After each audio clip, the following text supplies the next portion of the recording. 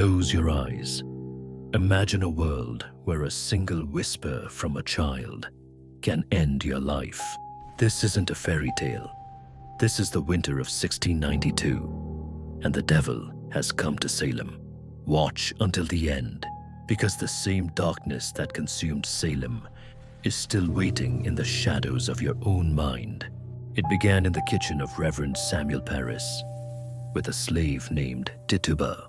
She told the girls stories, stories of magic, stories of the black man in the woods. Then, the fits began. Abigail Williams and Betty Paris started to scream. They barked like dogs. They felt invisible pins pricking their skin. The doctors had no answer, so they chose the most terrifying one: witchcraft. To save themselves, the girls pointed their fingers. They began to name the witches. First was Tituba, then Sarah Good, then Sarah Osborne. The outcasts. Tituba confessed.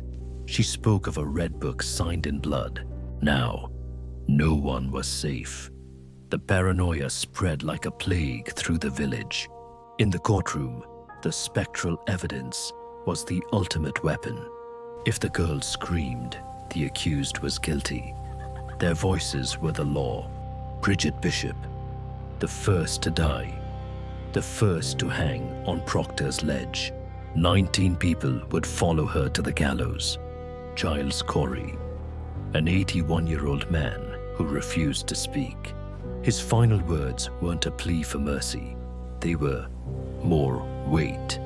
The jail was a tomb for the living. Dark, filthy, hopeless. Mothers were taken from children. The fields went fallow. Salem was dying. Rebecca Nurse, a saintly woman, convicted because the girls saw her ghost. Even a 4-year-old child, Dorothy Good, was thrown into the chains. She spent 9 months in the dark. She was never the same again. The ministers fueled the fire. They claimed they were doing God's work. By autumn, the fever broke. The governor's own wife was accused. Suddenly, the spectral evidence was no longer enough. The trials stopped, but the damage was done. Salem was a city of ghosts. Years later, the girls apologized.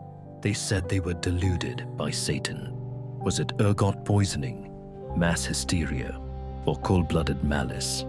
We call it a witch hunt, a reminder of how quickly we become monsters. The bodies were buried in shallow graves, unmarked, forgotten.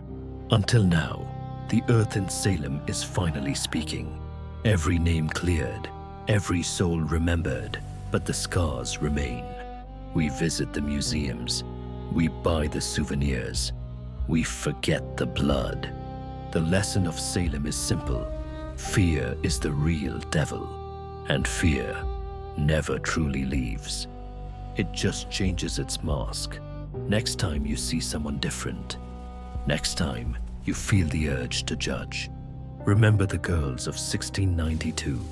Remember the weight of the stones, because the devil doesn't live in the woods. He lives in your silence.